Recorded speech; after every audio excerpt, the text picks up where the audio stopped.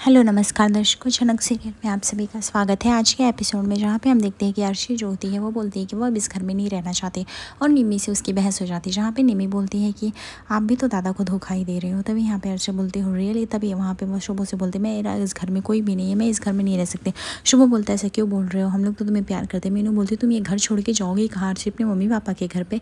अर्शी बोलती क्यों, मैं मम्मी पापा के घर पे नहीं जा सकती हूँ। तभी यहाँ पे निम्मी बोलती मम्मी पापा के घर पे जा रहे हो या फिर सिड के साथ आपकी अंडरस्टैंडिंग बन गई। तभी ये बात सुनकर इसीलिए आप यहाँ ऐसा बोल रहे हो। तभी यहाँ पे शुभम बोलता है निम्मी ये तुम क्या बोल रही हो, मैं कब से देख रहा हूँ, तुम कब से बोलती जा रही हो। तभी यहाँ पे बड़ी बॉडी भी उसको मना करती है कि निम्मी ये कोई टाइम नहीं है सब बहस करने का, ये सब कोई तरीका भी नहीं है इस तरह से बात करने का, तुम जिस तरह से अर्शी से करें। तभी बोलते हैं कि बड़ी बॉडी माँ मुझे पता है कि आपको लग रहा है पर मैं कुछ गलत नहीं बोल रही हूँ। अर्शी बॉडी को खुद पता है क्यों वो उस दिन कैफ़े में नहीं मिले थे, हाथ पकड़ कर दोनों एक दूसरे को सूप पिला रहे थे। तभी यहाँ पे शुभ बोलता है अर्शी ये सब क्या है, जिस राह पे खुद अनिरुद्ध निकल चुका उस राह पे तुम मत जाओ, नहीं तो संभलना मुश्किल हो जाएगा। अर्शी बोलती तुम मुझ पर नज़र रखती हो, तुम मुझे देखती हो, तुम्हारा दादा किसी के भी साथ रात बिता सकता है, मैं किसी के साथ कैफ़े भी नहीं जा सकती हूँ।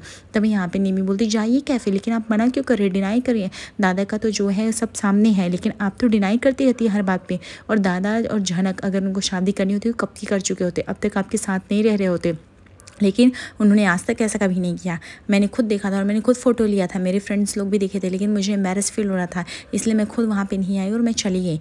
मैं चाहती तो वो फ़ोटोज़ दिखा सकती थी लेकिन मुझे ये करना नहीं था। तभी यहाँ पे विपाशा बोलती है निम्मी ये सब तुम क्या फालतू बकवास कर रही हो। तभी यहाँ पे निम्मी बोलती है आप लोग को क्या लगता है मैं बकवास करती हूँ, मैं ना सच बोलती हूँ। तभी अर्शी बोलती बस करो निम्मी, तुम्हारा मैंने बहुत कुछ सुन लिया, ठीक है वो मेरा अच्छा दोस्त है और इससे ज़्यादा कुछ भी नहीं है और वैसे भी। तभी यहाँ पे देखते हैं तनुजा बोलती है कि ये निम्मी की बात छोड़ो अर्शी, हम तुम्हें बहुत प्यार करते हैं ना, तुम्हें क्या प्रॉब्लम है, हम तुम्हें सब कुछ दे रहे हैं। तभी अर्शी बोलती है आप लोग के प्यार करने से क्या होता है, जब किसी का पति ही प्यार ना करे, उसका रिस्पेक्ट ना करे तो वो कैसे घर में रह सकती है। और मेरा सेम ऐसा ही केस है, मेरा पति ही मुझे प्यार नहीं करता तो मैं इस घर में कैसे रह पाऊँगी बताओ पहले आप। तभी यहाँ पे उसकी दादी सास बोलती है अरे हम तुझे प्यार करते हैं ना अर्शी, हम तुम्हारे ख्याल रखते हैं, तुम एक घर छोड़ के क्यों जाना चाहती हो, हम तो बोल भी नहीं रहे।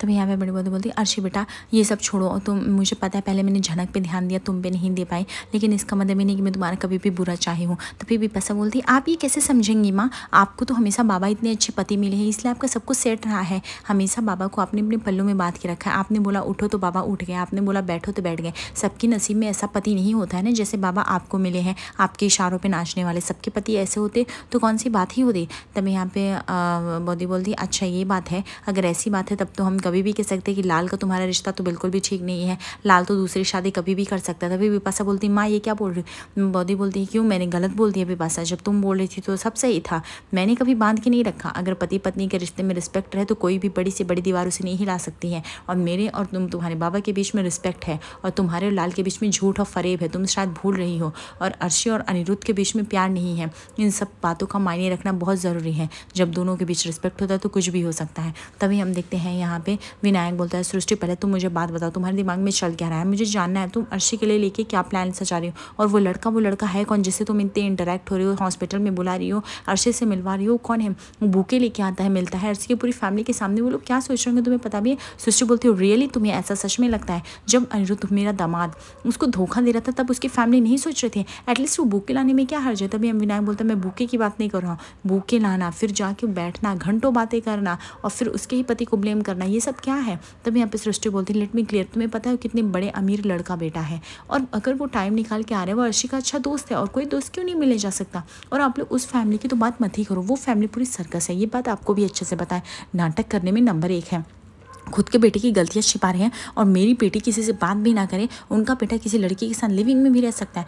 विनायक बोलता है कि देखो पहले तुम मुझे लगता है कि सृष्टि तुम्हारी एक गलत फहमी है, तुम भी अनिरुद्ध को अच्छे से जानती हो। अनिरुद्ध ने जब प्यार किया एक्सेप्ट किया, जब नहीं किया वो भी एक्सेप्ट किया, लेकिन फिर भी तुम उसके पीछे क्यों पड़ी मुझे समझ में नहीं आ रहा है। और तुम जिस लड़की के बारे में कैरेक्टर्स की बातें कर रहे हो तुम्हें पता है तुम्हारी खुद की बेटी है। तो मैं पे सृष्टि बोलती हूँ रियली वो मेरा गंदा खून बिल्कुल भी नहीं है, वो तुम्हारी बहन की दी गई परवरिश पे है। तुम भूल गए जो तुम्हारी बहन के लिए दहेज के लिए मारपीट होता था तो तुम अपनी बहन को कैसे निकाले थे, तो तुम नहीं चाहते मैं अपनी बेटी को वहाँ से निकालूं। मेरे पास मस्त प्लान ये है कि मैं अपनी बेटी की शादी कराना चाहती हूँ और वह दूसरी शादी में सोच रही सिड से करा दूँ क्योंकि सिड से अच्छा लड़का कोई मिल ही नहीं सकता। दूसरी तरफ हम देखते हैं यहाँ पे सिद्धार्थ और अर्शी एक साथ कार में बैठे होते हैं, जहाँ पे अर्शी काफ़ी वर्ड होती है। अर्शी बोलती है अनिरुद्ध पता नहीं अपने आप को क्या समझता है, वो आया अच्छे से बिल पास कर दिया और अच्छा बनने की एक्टिंग कर लिया और मुझे देखने तक भी नहीं आया और उसके बाद वो फिर से जाके झनक के साथ रहने लगा, उसे ज़रा भी फ़र्क नहीं पड़ता मैंने इतना बड़ा कदम उठाया है, कुछ करना चाहिए कि नहीं करना चाहिए। तभी यहाँ पे सिद्धार्थ बोलता है देखो अर्शी, बिल तो मैं भी पे कर सकता था तुम्हारा, लेकिन वहाँ पे अनिरुद्ध का ईगो आ जा रहा था और वो मुझे करने नहीं दे रहा था। तभी यहाँ पे अर्शी बोलती है ऐसा कोई बात नहीं। तभी यहाँ पे हम देखते हैं कि सिद्धार्थ जो है गेट खोलता है और अर्शी को बाहर निकालता है। बोलता है अर्शी तुम कभी भी मत सोचो। तभी अर्शी बोलती है तुम्हें क्या लगता है मेरे मॉम डैड के पास पैसे नहीं है, वो कर सकते थे, लेकिन वो एक पॉइंट के बाद होता है कि नहीं अनी नहीं ये सब क्या, ये सब दिखाने के लिए कि वो कितना केयर करता है, कितनी ज़्यादा परवाह करता है, जबकि ऐसा बिल्कुल भी नहीं है। तुम्हें नहीं पता सर कि मैं कितनी बेचैन हुई हूँ, मैं कितना सफ़र की हूँ। वो चाहता है कि मैं उसको आसानी से तलाक दे दूँ, लेकिन मैं ऐसा बिल्कुल भी नहीं करना चाहती। अनी और झनक ने मेरी ज़िंदगी बर्बाद कर दी है, उन लोगों ने मुझे बहुत परेशान किया और मैं इतनी आसानी से हार नहीं मान सकती। सिद्धार्थ बोलता है तो क्या तुम उनके चक्कर में हमारे लाइफ को ऐसे स्टॉप करोगे? देखो अर्शी बार बार लाइफ मौका नहीं देती, मैं आज हूँ कल नहीं रहूँगा, ऐसा कुछ फिक्स नहीं, आज हम हैं साथ में कल नहीं रह सकते हैं, इसलिए अगर हमें शादी करने में क्या प्रॉब्लम? अर्शी बोलती कोई प्रॉब्लम नहीं, लेकिन मैं इतनी आसानी से अनिरुद्ध को सब कुछ नहीं दे सकती जो उसको चाहिए। तुम क्यों नहीं समझ रहे हो सिद्धार्थ? मेरे खून के आंसू रोए हैं, तुम अब मेरी ज़िंदगी में, और पहले तो कभी किसी ने मेरे से इतना प्यार से बात भी नहीं किया, ना कभी मेरा ख्याल रखा, और मैं अनिरुद्ध को वो सब नहीं दे सकती जो उसे चाहिए। वैसे भी झनक के साथ लिविंग में रह रहा है। तभी सिद्धार्थ बोलता तुम भी तो मेरे साथ रह सकती हो, मत रहो, वो फैमिली को छोड़ दो ना, तुम आओ। तभी यहाँ पे अर्शी बोलती मैं अनिरुद्ध की तरह नहीं हूँ, मैं इतनी खुदगर्ज नहीं हो सकती, बाहर समाज क्या बोलेगा तुम्हें पता है। तभी यहाँ पे सिद्धार्थ बोलते इससे तो मैं बोला और शादी कर लो। अर्शी बोलती मुझे कुछ टाइम चाहिए, मैं इतनी जल्दी नहीं कर सकती, तुम्हें पता है मुझे इसका डिवोर्स देना पड़ेगा और मैं अनी को इतना जल्दी डिवोर्स नहीं देना चाहती। तभी सिद्धार्थ बोलता है कोई बात नहीं अर्शी, अगर तुम्हारी यही चॉइस है तो वही सही, मैं तुम्हारे एक दिन क्या, मैं 1000 दिन क्या, मैं सालों भर वेट कर सकता हूँ, मुझे उससे कोई इशू नहीं, लेकिन मुझे इसका है कि इसका असर हमारी लाइफ में नहीं पड़ना चाहिए। मैं तुम्हें ऐसे कब तक घुमाता रहूँगा? आखिर हमें भी अपनी लाइफ सेट करनी है कि नहीं? मुझे पता है तुम्हारा मूड आए दिन ऑफ रहता है, इसलिए मैं तुम्हें हमेशा कैफ़े लेके आता रहता हूँ ताकि तुम्हारा मूड अच्छा हो, मैं तुम्हें जान पाऊँ। देखो अर्शी, मुझे आज तक तुम्हारे जैसी लड़की नहीं मिली और मुझे तुम मिली और मुझे तुम्हें प्यार हो गया और अब मैं तुम्हें अपनी लाइफ पार्टनर बनाना चाहता हूँ, दैट्स इट। इससे ज़्यादा मुझे कुछ भी नहीं चाहिए। क्या सोचती है अर्शी, क्या सोचते हैं झनक, क्या अनिरुद्ध, बिल्कुल भी नहीं। सो प्लीज़ अब किसी के बारे में मत सोचो, अभी तुम मेरे साथ हो और मैं तुम्हें दुनिया की सारी खुशी दूंगा। ये सुन के अर्शी की आंखों में आंसू आ जाते हैं और अर्शी जो होती है वो सिद्धार्थ के गले लग जाती है। सिद्धार्थ भी जो होता है वो अर्शी को गले लगा लेता है। दूसरी तरफ हम देखते हैं कि उसी पार्क में जो होता है गाड़ी पार्क करने आता है अनिरुद्ध, और अनिरुद्ध जैसे ही अर्शी को साथ देखता है वो शॉक हो जाता है इन दोनों को। जहाँ पे सिद्धार्थ बोलता है अब मूड अच्छा हुआ, अब चले हम लोग कैफ़े में, अब अच्छे से मस्त कॉफ़ी तुम्हारी फेवरेट लेके आते हैं, ठीक है, और तुम पियोगे, तुम्हारा मूड अच्छा हो जाएगा। आई थिंक हमें ज़्यादा लेट नहीं करना चाहिए। उसके बाद अर्शी जो होती है वो जा देती है साथ में। तब यहाँ पर अनिरुद्ध सोचता है कि अर्शी जब तुम ऑलरेडी खुश हो तो इस बात को डिनाई क्यों कर रहे हो? तुम्हारा भी तो बाहर कुछ ना कुछ चल ही रहा है ना, तुम मेरे और झनक के रिश्ते पर हमेशा सवाल उठाते, तुम्हारे सिद्धार्थ के रिश्ते पर क्या उठाओ?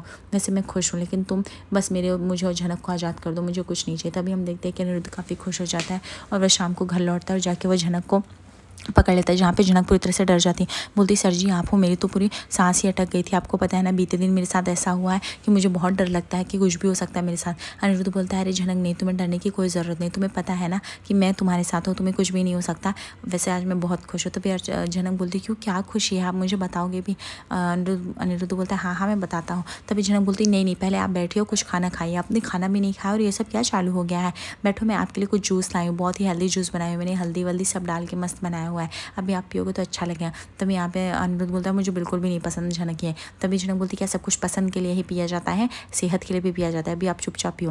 दूसरी तरफ यहाँ पे विनायक बोलता है सृष्टि ये सब क्या घटिया प्लान है, कल तक तुम अर्शी को पसंद भी नहीं कर सकती थी, उसे सपोर्ट भी नहीं, जब तुमने देखा डांस में उसका करियर है, तुम्हें लगा तुम्हारी विरासत चलेगी, तब तुमने अर्शी को बना लिया। अब तुम्हें लगता है कि सिर्फ तुम्हारे कॉन्टैक्ट में रहेगा, तुम्हें मदद मिलेगी, तो अब तुम सिर्फ को उसका दूल्हा बना रही हो, ये सब तुम्हारे दिमाग में क्या चल रहा है? तब यहाँ पे सृष्टि बोलती तब मेरी बेटी के सर पे भूत सवार था अनी का, तो मैंने शादी करा दी, मुझे लगा शायद अनी काम देगा, लेकिन अनी हमें कोई काम नहीं दिया। विनायक ज़रा सोचो, अपनी बेटी यंग है, उसको लाइफ में कोई ना कोई चाहिए, अगर सिर्फ उससे प्यार करता है तो इसमें हर्जी क्या है? मैं चाहूँ ना तो रात में अर्शी का डिवोर्स करा सकती हूँ, लेकिन मैंने ये डिसीजन खुद अर्शी पे छोड़ दिया है, लेकिन मैं उसे ये भी फील कराना चाहती हूँ कि सिर्फ कितना इंपॉर्टेंट है, वो उस पर भी फोकस करें। तभी विनायक बोलता है सृष्टि तुम्हारा दिमाग खराब हो गया है, ये सब तुम जो सोच रहे हो अपनी बेटी को तुम गलत रास्ते पे लेके जा रहे हो। तभी यहाँ पे सृष्टि बोलती है रियली मैं अपनी बेटी का घर बसा रही हूँ, गलत रास्ते पे नहीं लेके जा रही हूँ। तभी यहाँ पे अनिरुद्ध बोलता है कि रुको मैं भी और जूस लेता हूँ। तभी झनक बोलती इतना पसंद आया। अनिरुद्ध बोलता है नहीं अगर हेल्थ सही रहेगी और इतना हेल्दी जूस है तो पीना तो तुमको भी पड़ेगा ना झनक, ऐसे कैसे चलेगा? और झनक को भी ज़बरदस्ती पिला देता है अनिरुद्ध, जहाँ पे झनक भी मुँह बना के जूस पीती है। और तभी वो अनिरुद्ध को देखती है बहुत ही प्यार से। अनिरुद्ध बोलता है कि झनक मुझे आज तुमसे बहुत ही ज़रूरी बात करनी और मुझे इसका सीधा सीधा सवाल चाहिए और सवाल का जवाब चाहिए। प्लीज़ मुझे बताओ, तुम मेरे साथ शादी करोगी ना, मेरे साथ घर बसाओगी ना? वैसे भी तुम इस दिन भर पूरा घर का काम करती हो, थक जाती हो। मैं चाहता हूँ कोई बाहर है, अभी तक तो कोई ठीक है, लेकिन बाद में कोई तो चाहिए रहेगा ना, हम जब साथ में रहेंगे। तभी जनक बोलती है, बाद में मतलब सर जी आपको पता है हमारी शादी का कुछ भी फिक्स नहीं, जब तक अर्शी दीदी आपको सामने से डाइवोर्स नहीं देगी तब तक नहीं। और मुझे अभी भी लगता है आपसे प्यार करती है। अनिरुद्ध बोलता है ऐसा बिल्कुल भी नहीं, आज मैंने उसको सिड को साथ में देखा, वो लोग प्यार की बातें कर रहे थे, एक दूसरे को आई लव यू बोल रहे थे। तब यहाँ पे जनक बोलती हो सकता है वो आपको जलाने के लिए सब कर रही हो। दूसरी तरफ यहाँ पे विनायक बोलता है आई एम टोटली डिसएग्री, ये सब तुम जो करी हो पूरी तरह से गलत है सृष्टि, मुझे इसमें किसी भी तरह का फ़ायदा दिख भी नहीं रहा है और ना ही कुछ किसी की लाइफ सिक्योर दिख रही। सृष्टि बोलती है मेरी बेटी हर से, और मुझे पता है वो क्या करेगी, अल्टीमेट उसने डिसीजन भी ले लिया रहेगा, लेकिन मुझे ये भी पता है कि वो अनी को इतने जल्दी डाइवोर्स नहीं देगी। अभी देखते हैं क्या होगा। और विनायक तुम प्लीज़ इन सब से दूर रहो, तुम कुछ ही मत बोलो तो ही बढ़िया है। वैसे भी तुमने लाइफ में किया ही क्या है, जब देखो हमेशा गलत डिसीजन लेते रहते हो। मेरा जो अनुमान है और जो मेरा डिसीजन है वो हमेशा सही रहता है, ये बात तुम मानते हो ना? तब यहाँ पे विनायक बोलता है सृष्टि तुम्हारा दिमाग खराब हो गया है, तुम ये सब क्या करते रहते हो, हमेशा उस लड़की को ब्लेम करती हो, कभी झनक को, कभी अनिरुद्ध को, कभी किसी को। कभी तुम्हें क्यों नहीं लगता कि तुम भी गलत हो? अर्शी के साथ जो भी हुआ उन सब में तुम्हारा बहुत बड़ा हाथ है, तुमने उसको इतना डेस्परेट इंसान बना दिया। तभी यहाँ पे सृष्टि बोलती है रियली? तभी विनायक बोलता है अब मैं जा रहा हूँ, तुम्हें जो करना है करो। विनायक गुस्सा होकर चला जाता है, जहाँ पे सृष्टि बोलती है विनायक भी चले गए। तभी यहाँ पे जनक बोलती है कि सर जी मैं कुछ भी नहीं जानती हूँ। तब यहाँ पे अनिरुद्ध बोलता है प्लीज़ मेरी बात का यकीन करो। जनक जब भी मैं तुम्हारे सामने 4 कदम आगे बढ़ाने की कोशिश करता हूँ तो मुझे 8 कदम पीछे खींच लेती हो। तुम हमेशा मेरे साथ ऐसा क्यों करते हो? तुम सीधे सवाल का सीधा जवाब क्यों नहीं दे सकते हो? जनक बोलती है इतना आसान नहीं है सर जी, आपको अच्छे से सब कुछ पता है। तभी यहाँ पे अनिरुद्ध बोलता है जब तुम मुझसे प्यार करती हो, मैं तुमसे प्यार करता हूँ, तो इसमें क्या क्या बुराई है, मुझे नहीं समझ में आ रहा है। जनक तुम एक बार तो मेरा साथ दे दो, एक बार तो हाँ कर दो, मैं तुम्हें लाइफ टाइम अच्छे से रखूँगा, कोई भी आँच नहीं आने दूंगा। तब यहाँ पे जनक बोलते नहीं सर जी ये इतना आसान नहीं है, आपको सब कुछ पता है मेरे साथ बीते दिनों में क्या हुआ, अब मेरी हिम्मत नहीं होती है सब करने की। तभी अनिरुद्ध बोलता है वो तो हुआ जनक, अब मैं तुम्हारे साथ हूँ। अब अर्शी आज नहीं तो कल डाइवोर्स दे देगी, वरना वो भी गलत करी, 4 जिंदगियों के साथ खेल रही है और मुझे पता है वो इतनी ईजिली डाइवोर्स नहीं देगी, लेकिन देगी। जनक क्या तब तुम मेरी वाइफ बनोगी, क्या तब तुम मेरे से शादी करोगी, मेरे साथ रहोगे कि नहीं? जनक बोलते सर जी अब ये सोचते हुए भी डर लगता है, मैं जो चीज़ मैं सोचती हूँ मेरी लाइफ में अच्छा हो सब गड़बड़ हो जाता है। अनिरुद्ध बोलता है अब कुछ भी नहीं गड़बड़ होगा जनक, तुम मुझ पर भरोसा रखो, मैं तुम्हें बोल रहा हूँ ना, अब अपनी लाइफ में सब कुछ ठीक होगा, अब हम साथ में होंगे, अब हम प्यार करते हैं ना एक दूसरे से, हमारा प्यार भी अमल होगा। जनक बोलते हैं सर जी मैंने पहले बहुत कुछ सोचा है लेकिन अभी कुछ होता नहीं मुझसे ये सब। तभी अनिरुद्ध बोलता है कि जनक तुम खामखा इतना सोचते हो अर्शी के बारे में, अर्शी तो उसको फ़र्क भी नहीं पड़ता, वो तो बाहर मस्त घूम रही है सिद्धार्थ के साथ, वो आप सब कुछ कर रही है जो उसको करना है। तो जनक तुम क्यों इतना लाइफ वेस्ट कर रही हो? और मेरी बात ऐसे झूठ नहीं हो सकती ना, मैं झूठ बोलता हूँ क्या? तुम्हें लगता हो मैं झूठा हूँ? जनक बोलते बिल्कुल नहीं सर जी, मुझे पता है आप सच बोल रहे हो सकता है सच भी हो, लेकिन जब तक अर्शी दे डाइवोर्स नहीं देंगी तब तक हम कुछ नहीं कर सकते हैं। तब यहाँ पर अनिरुद्ध बोलता है तब तक मैं तुम्हारे साथ रहूँगा ना, मैं तुम्हारा ख्याल तो रख सकता हूँ, और जनक तब तक तुम यहाँ से नहीं जाओगे। जनक बोलती आज तक कभी गई हूँ सर जी आपको छोड़ के, जो मैं जाऊँगी, जाना होता तो कब की चली गई होती ना। अनिरुद्ध बोलता है हाँ जनक मैं तुम्हें छोड़ना भी नहीं चाहता हूँ, हम लोग एक साथ रह सकते हैं, मैं तुमसे प्यार करता हूँ जनक, और मैं तुम्हारे अलावा मैं किसी और से प्यार नहीं कर सकता, मुझे तुम ही चाहिए ज़िंदगी में। ये सुन के जनक एकदम से खुश हो जाती है और अनिरुद्ध जो होता है वो उसको बोलता है जनक आई लव यू, मैं तुमसे बहुत ही प्यार करता हूँ, ठीक है। उसके बाद वो उसको गले लगा लेता है। जनक भी काफ़ी खुश होती है और वो भी गले लग जाती है अनिरुद्ध को, और वह भी शादी के लिए हाँ कर देती है। लेकिन देखते हैं कि क्या यह रिश्ता अर्शी को मंजूर होगा या फिर अर्शी डाइवोर्स देगी या नहीं अनिरुद्ध को। आज रात के एपिसोड में देखेंगे जहाँ पे जनक और अनिरुद्ध सच में शादी कर रहे होते हैं, और यह शादी हकीकत है या कोई सपना, जानने के लिए आगे एपिसोड पे से बने रहे दर्शकों। लाइक और सब्सक्राइब करिए फॉर मोर अपडेट्स। धन्यवाद, थैंक यू।